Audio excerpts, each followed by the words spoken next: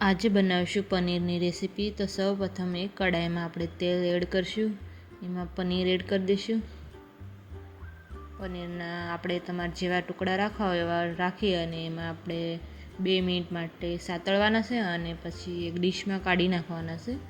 ફરી એક કડાઈ લઈશું અને એમાં તેલ એડ કરી દેવાનું. લસણની 4-5 કળી, લીલા મરચાં અને ડુંગળી અને ટમેટાં એને જેવા કટિંગ કરી રાખવા હોય એ રાખી અને આપણે એને 5 મિનિટ માટે એને સાતળવાના છે અને સતળાઈ જાય એટલે મિક્સરના બાઉલમાં કાઢી નાખવાના છે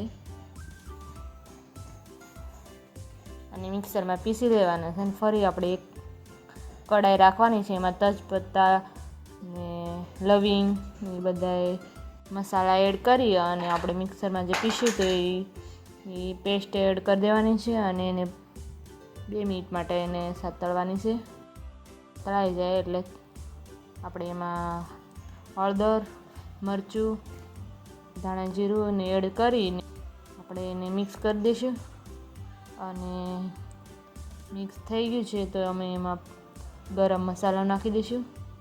ગરમ મસાલાનો પાવડર એડ કરી અને 2 મિનિટ માટે સાતળવાનો છે અને એમાં પછી આપણે મિક્સરમાં જે મસાલો હતો એમાં થોડુંક પાણી નાખી અને પનીરની ગ્રેવીમાં એડ કરી દેવાનો છે.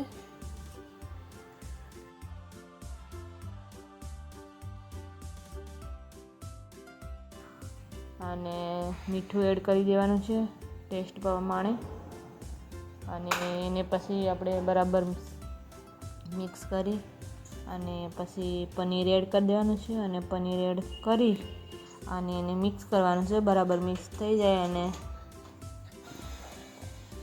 તો તમે જેવી ગ્રેવી રાખવી હોય રાખી શકો છો.